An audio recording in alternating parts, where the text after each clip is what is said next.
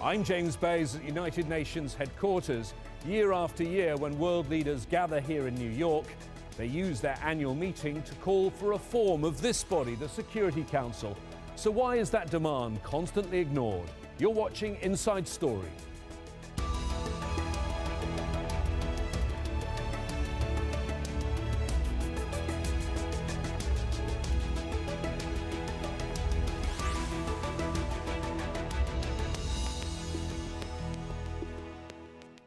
Hello and welcome to a special edition of our programme. This is the horseshoe table of the Security Council, where the 15 ambassadors sit. In international law, this is supposed to be the place where the final decisions on global conflicts are made. Yet in Syria, over the last 2.5 years, over 100,000 people have died, and this council has remained deadlocked. In this programme, we ask whether the whole system is broken and whether the Security Council should be reformed. For 60 years, this is where world leaders made their speeches. The words of figures like Kennedy, Khrushchev, Castro, Reagan, Arafat, Gaddafi and Mandela were all heard in this room. Now it's closed for renovation. This is the temporary building where this year's meeting will take place, a conference room converted into a UN chamber, where once again there are likely to be calls not just for the modernization of UN buildings, but of the whole system. When the United Nations was first set up in the immediate aftermath of World War II, the main decisive power was given to the UN Security Council. It has 15 members, but only 5 of them are permanent. Only 5 have the veto. Those 5 are the countries that were on the winning side when the war ended. The world should be dynamic. Things are changing and we should rise to the occasion. The system that was developed at the time was a good one, but over the years things have changed and those realities should be incorporated. The UN system works when the 5 major powers are in agreement, but when they disagree there is deadlock. For 2.5 years there's been no progress at all on Syria, while over 100,000 people have died. Observers say it shows all the flaws that exist in the system. One of those voices is a former UK diplomat who now advises the Syrian opposition. One of the very odd things that I experienced when I was on the council was that the one group of people you could guarantee would not be consulted on what was being discussed in the Security Council were the people most affected. So, whether it's Iraqis, Kosovars, Sudanese or Syrians, their representatives, their legitimate representatives would never get a chance to have a say on what they thought the council, what the world should do. World leaders are all arriving in New York. There will again be much talk of reform of the UN system, but there's very little chance of progress on what so many say are much needed changes. Joining us now to discuss the issue of Security Council reform here in the garden of the United Nations, we're joined by a distinguished panel of ambassadors. We have the Ambassador of Norway, Geir Pedersen, the Acting Ambassador of Brazil, Regina Dunlop, and the Ambassador of Pakistan, Masood Khan, who is also currently one of the members of the Security Council. We heard about the history there, a system that was set up after World War II, before your country was even created. Is this the right system for the world of the future? No, the system has to be reformed. In 1945, it was a different world. You have a new international order. Things have changed. Imperatives for peace and security have changed. Unfortunately, reform so far has focused only on increase of permanent or non-permanent seats, particularly in the contemporary context. But I think we need a much more comprehensive reform. Ambassador Pedersen, the Security Council chamber was recently renovated by the Norwegians. The General Assembly is currently being renovated. Should the system be renovated? Yes, definitely. I very much agree with my Pakistani friend that the system is no longer capable of delivering what we need. We need to see that it is increased with its legitimacy, and we need also to see a more effective system. We saw in the Syrian crisis that the Security Council could not deliver. So I think nobody should be on the table of everyone. this is a very serious issue that we all should take as perhaps of a first priority. We seem to have agreement. Ambassador Dunlop, the victors of World War II, having a veto on the events of today. Is that right? Well, the veto is something that will have to be discussed thoroughly and deeply, and it will be, part of the reform, but there could be initial steps before the discussion of the veto. It's widely realized that international realities have undergone profound changes in the last 2 decades, adding new and increasingly complex challenges to world governance, as embodied in the United Nations institutional architecture. So the capacity of the organization to satisfactorily meet these new demands has not evolved with the speed and in the direction of the world dynamics. I think we have to think thoroughly about this reform. And you have to take into account various factors, don't you, Ambassador Khan? For example, who is actually doing the work on the ground? Which countries are providing the peacekeepers? You look at a current list, and Pakistan has 7,599 troops out there. Behind it, India, Ethiopia and Bangladesh providing troops to the United Nations. Should that be taken into account? I think that should be taken into account, and that is a requirement of the Charter as well. You mentioned the number of troops right now which are being contributed by Pakistan. I can tell you that we started contributing troops to the United Nations peacekeeping in 1960, and in the past 53 years, we have contributed more than 150,000 troops to the United Nations peacekeeping, and we are the largest troop contributor out of 114 which have contributed to the United Nations peacekeeping effort. But let me tell you that in the context of Security Council reform, multiple criteria are being developed, discussed, and I think that we have to look at them objectively. Some countries say that they have a large size, others say they have large population, there are others who say that they have strong, robust economies. There are some other countries who are saying that they have made contribution to peacekeeping, peace building, or peacemaking. So I think that what we need is, this has been happening for at least 2 decades, we have to go deeply into these issues and develop a new criteria for a comprehensive reform of the Security Council. And I would say right now the debate is fixated on 2 issues, increase in permanent seats and increase in non-permanent seats. There's a group which is called Uniting for Consensus. They're talking about medium-term seats. That's the group that you're a member of. Yes. Let's get it clear. And yes. let me tell you that why did I bring it up? I brought it up because you need intermediate solutions and you need comprehensive reforms. And you do not address just one dimension of Security Council reform, which is related, I must say, to the reform of the entire United Nations. Ambassador Pedersen, one other factor, of course, is how much countries pay for all of this. Norway's a tiny country, but you pay more than your fair share, don't you? Well, I think we should rather see it like this, that we are paying our fair share, but others should also contribute their fair share. Today, I think we are the 6th, 7th biggest contributor to the United Nations.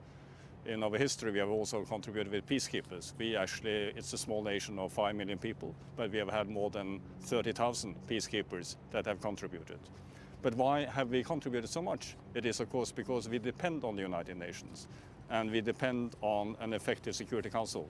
Remember when the United Nations was established, 51 member states. Today, 193. We have had one reform of the Security Council that came about in 1965. In 1945, it was decided 11 members, then it was increased to 15. No, I think we all agree it needs to be increased. The difficult question is, as you rightly said, how do we do that? And I think we have to admit that the discussion so far has really not taken us anywhere.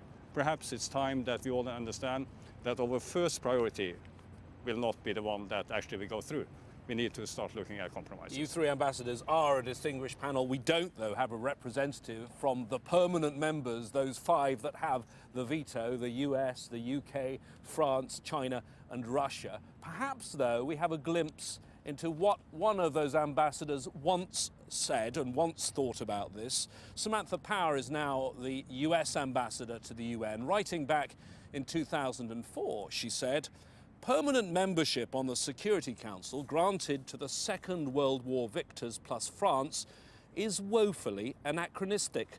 The world's largest democracy, India, is excluded. So are regional powerhouses such as Nigeria and Brazil, not to mention the entire Islamic world." She goes on to say, "It is the permanent members who decide when atrocities warrant humanitarian intervention. But this decision is made by two of the world's worst human rights abusers, Russia and China, and one country, the United States, that exempts itself from most international human rights treaties." You know Ambassador Power very well. Ambassador Khan, you sit on the Security Council. I don't think she's going to be repeating those words anytime soon, is she?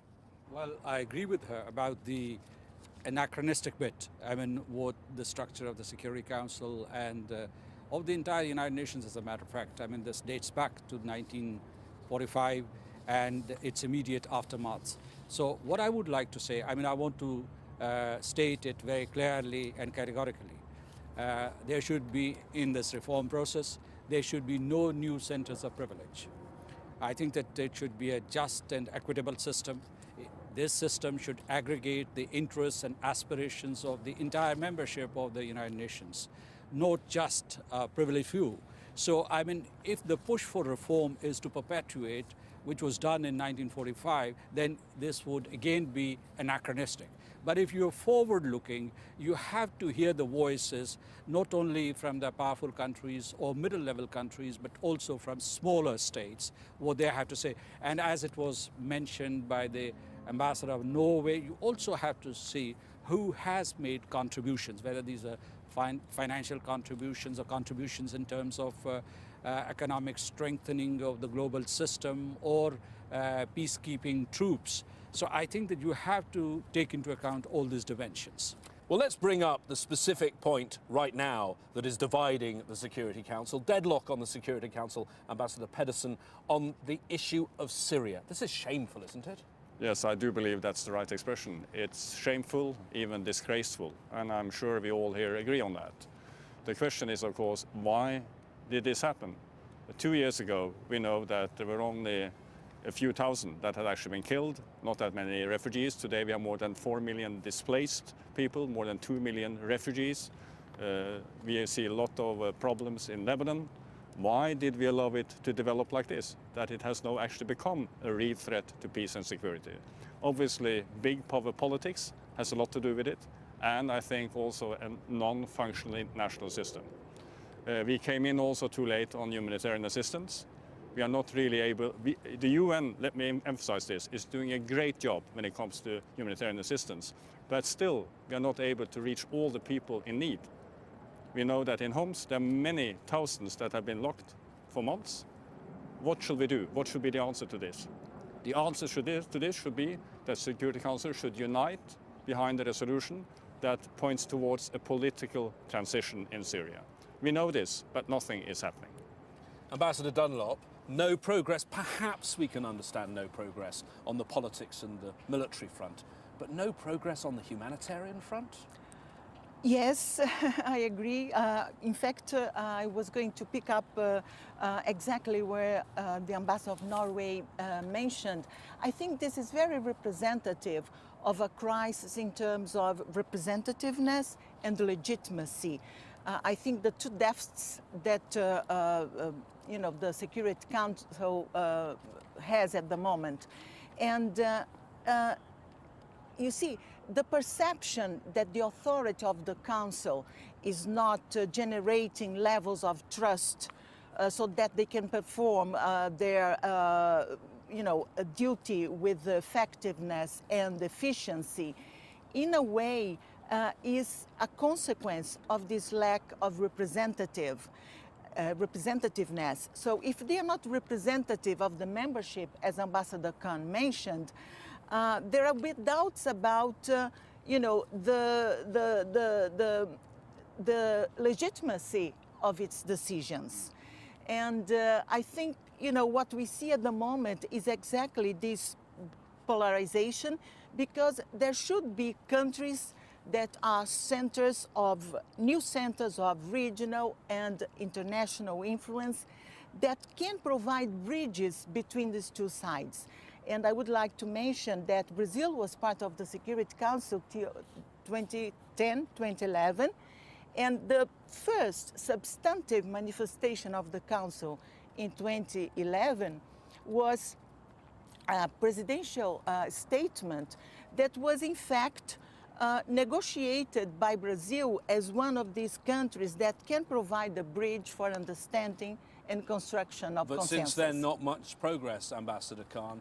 World leaders are gathering here, including your Prime Minister, gathering here in New York for the General Assembly. A year ago, the official figures said 20,000 dead. Now it's over 100,000. A year ago, there are now some 2 million refugees. That's 10 times what it was a year ago. You're on that Security Council. Should you hang your head in shame? No, I should not, and the Security Council should not. Let me tell you why. Security Council is the apex body for maintaining international peace and security. It has an impasse. This is a difficult situation that the Security Council finds itself in, but for multilateral diplomacy, this is the best vehicle for delivering.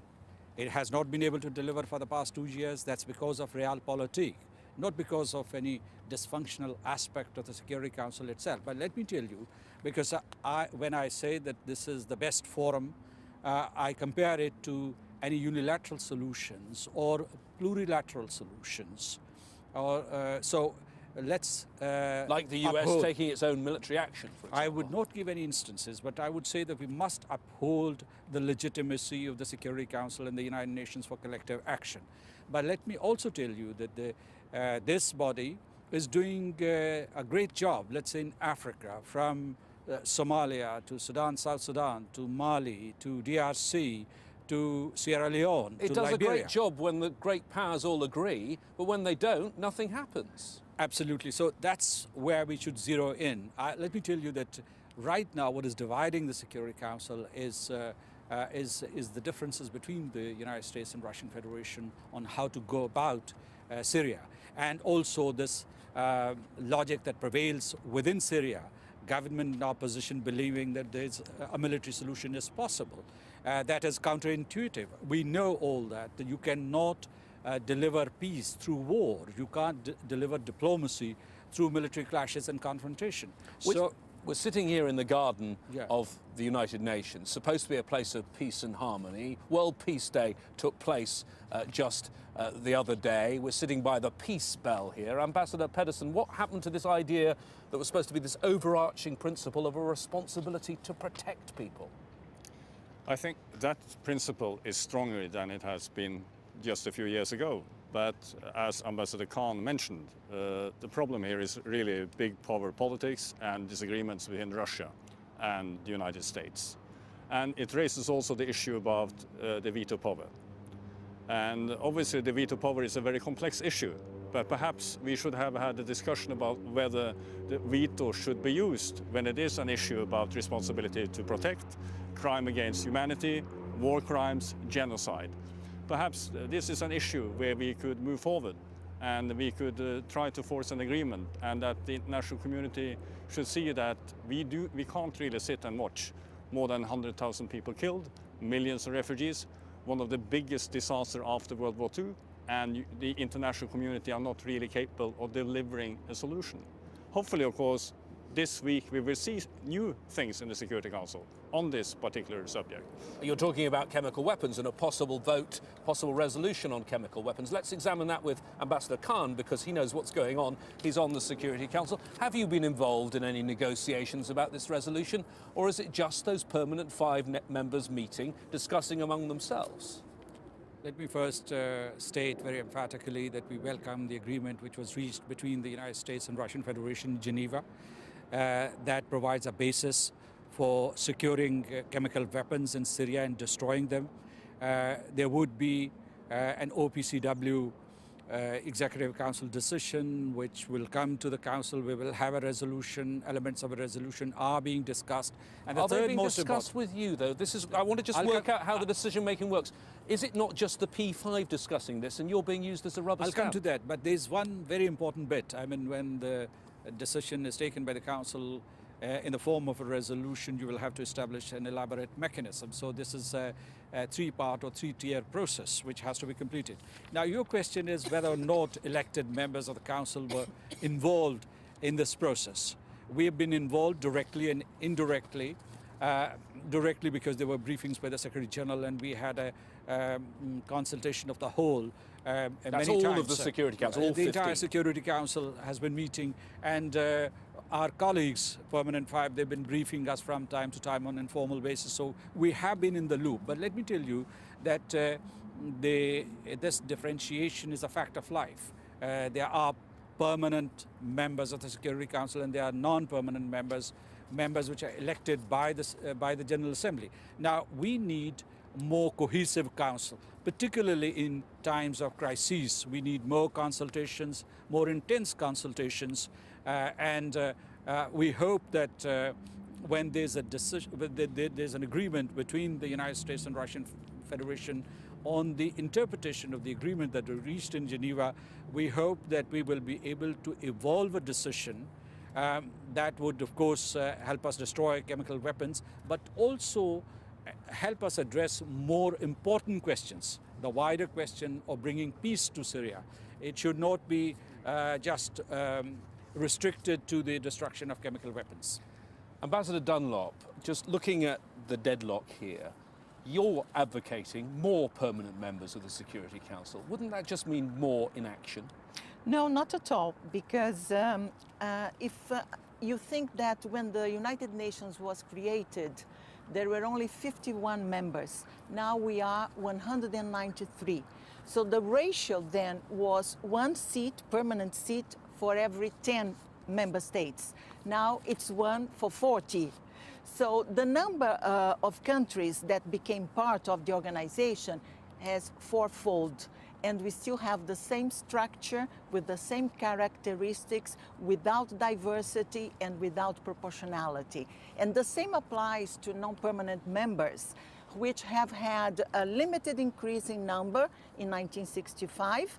But again, the ratio is still far from what it was at the beginning. So something is disconnected. Ambassador Pedersen, these discussions have been going on for absolutely years. I know you're all diplomats, but isn't it time for you who want change to stop being diplomatic, to start shouting about this? At least we need to change. I do not recommend shouting, but we need to have discussions like we're having today. And I think, for me, it's easy to say that, I hear what I'm from Brazil, from Pakistan, and I can easily see that they make very sensible arguments.